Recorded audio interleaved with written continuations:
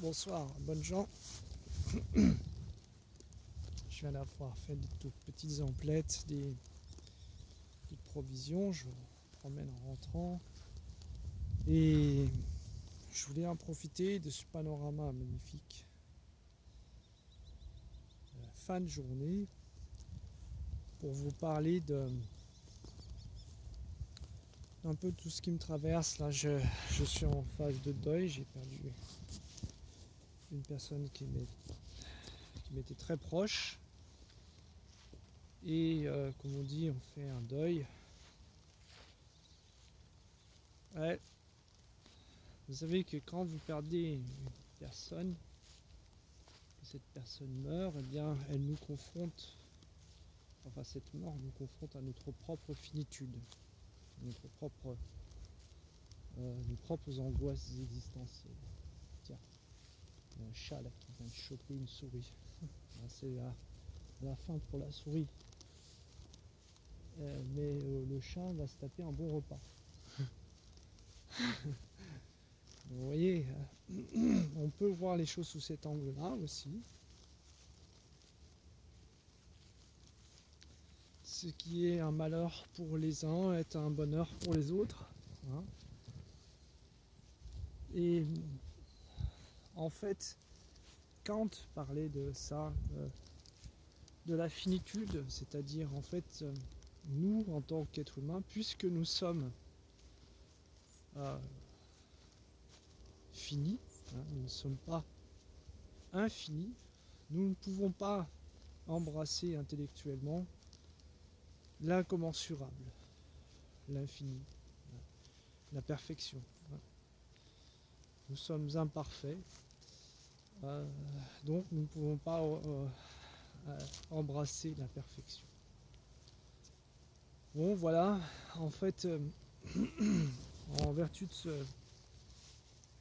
cela, nos connaissances ne peuvent être que limitées. On peut parler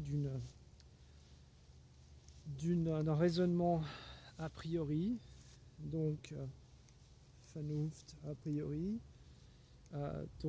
c'est ce que Kant appelle la raison transcendantale, la pensée transcendantale, la raison transcendantale, qui permet donc, sans expérience empirique, d'établir des jugements, des arguments, des raisonnements. Voilà, c'est tout le propos de son discours sur la critique de la raison pure.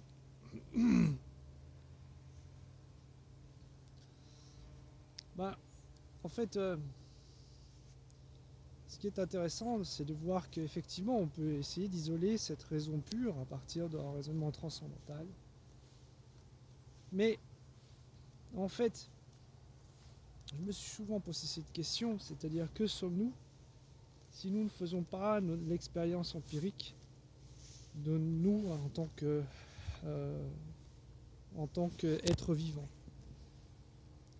Qu'est-ce que notre conscience si elle ne fait pas l'expérience empirique du fait que nous luttions constamment contre la pesanteur pour ériger notre corps, si nous ne faisons pas l'expérience d'échanger et de respirer de l'air, donc d'échanger de l'oxygène contre une partie de gaz carbonique, si nous ne faisons pas l'expérience de ce qu'on appelle l'homéostasie, c'est-à-dire un certain équilibre intérieur par rapport aux conditions extérieures, température, acidité du sang, salinité, etc., etc.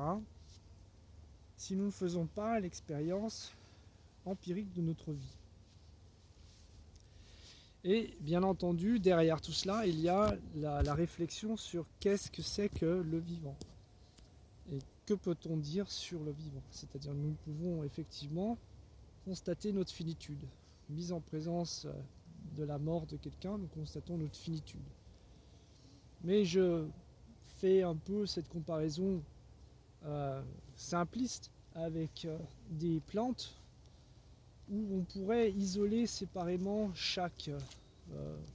non seulement chaque branche, par exemple d'un arbre ou d'un arbuste, mais aussi chaque fleur, chaque fruit, chaque bouton, et chaque fleur pourrait penser indépendamment des autres qu'elle est autonome, qu'elle est une forme de vie indépendante, et que en fait finalement cette fleur s'épanouit, puis fait un fruit qui va lui-même porter l'espérance d'un autre arbre, d'une autre plante qui va pousser. Mais le vivant, il est le processus qui passe au travers de toutes ces étapes. Et le vivant, lui, on n'arrive pas à le définir. Alors on peut très bien dire, bon, bah, on va éradiquer une espèce, par exemple, c'est possible. Mais le processus de vie, en lui, il semble, en tout cas, il donne les apparences d'être éternel. Voilà, ça amène plus des questions que de réponses.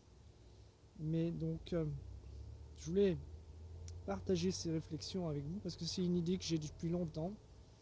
C'est l'idée sur notre illusion que nous voyons séparés, telle qu'une fleur sur un arbre. C'est un peu une image un peu abusive, mais que nous pensions séparés d'un reste, d'un tout. Mais ce tout, en fait, nous échappons consciemment à la compréhension de ce tout, puisque nous ne pouvons pas empiriquement le ressentir. Bon, j'espère que j'ai été clair. Et c'est en fait, moi je découle de l'empirie, c'est-à-dire du fait que finalement, a priori, on peut connaître un certain nombre de choses, mais notre a priori lui-même, je suis intimement convaincu qu'il est lui-même conditionné, notre a priori. Je ne sais pas si j'ai été clair.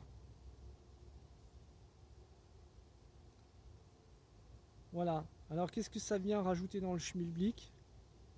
Eh bien, je ne sais pas, mais pour vous, mais pour moi, le fait de vouloir à tout prix se protéger contre tout danger reflète une angoisse existentielle. Je trouve que nous vivons dans une société qui cherche bien trop à écarter tout risque, à écarter tout danger, comme si la vie elle-même n'était pas un danger. Or, une étape incontournable de la vie, c'est la mort d'un organisme. Est-ce que c'est la mort du processus vivant, tel que je suis moi, je suis constitué de cellules, mais avec un héritage, un patrimoine génétique qui m'a été transmis par mes parents, puis mes parents l'ont eu retransmis par leurs parents, etc., etc. Et on va remonter à des dizaines de milliers, des centaines de milliers de générations, jusqu'à en fait ce qu'on appelle le confin des temps, c'est-à-dire il y a un moment où de toute façon on n'arrive plus à trouver la trace, mais il y a un commencement peut-être. On parle de cette soupe primaire dans laquelle les premières cellules ont pu se former, donc il y avait des molécules chimiques en présence, il y avait des conditions pour faire établir la vie. Ou alors il y a cette théorie de la panspermie, c'est-à-dire de la présence d'éléments chimiques qui permettent les conditions de la vie partout dans l'univers et qui se retrouvent à un moment donné, pour des raisons d'ailleurs en fait qu'on ignore, en tout cas on peut avoir plusieurs pistes, mais on ignore l'intégralité des raisons qui ont fait que par exemple toutes les conditions étaient requises, étaient concentré sur la planète Terre et qui a fait que l'explosion du vivant a été permise, etc. Production dans un premier temps de cyanobactéries, ensuite production d'oxygène, etc., etc. Et puis développement d'organismes vivants de plus en plus complexes.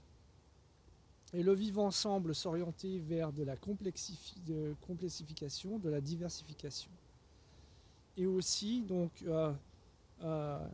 un échange entre deux pôles qui est la compétition entre les espèces et en même temps une coopération entre les individus et les espèces vivantes de plus en plus intriquées. Nous avons dans nos cellules par exemple des mitochondries qui avant étaient devenir des mitochondries, c'est-à-dire une partie de nos cellules étaient des bactéries. Alors ça s'est produit il y a des centaines de millions d'années et ça s'est produit quand même. Il y a toujours aussi la possibilité de fusion d'informations, de fusion d'organismes. Est-ce que les virus, par exemple, sont à considérer comme des dangers ou comme des chances pour notre évolution? Si on regarde sous l'aspect d'un virologue, eh bien, on peut considérer que depuis Pasteur, en gros, on nous dit « Ah, les virus sont des dangers parce qu'ils menacent la vie des gens. » Et depuis Robert Koch, puisqu'on a identifié des agents pathogènes, dits pathogènes, avec des maladies, etc. Et c'est vrai, donc les postulats de Koch, j'en ai parlé dans une précédente vidéo, font établir un lien entre la présence de virus, l'introduction de virus, enfin d'agents pathogènes et les maladies. Mais il y a beaucoup plus d'agents que de maladies. Il y a des virus, il y a des bactéries qui ne sont pas pathogènes, et il y en a beaucoup plus. Alors qu'est-ce qu'on fait avec ces virus et ces bactéries?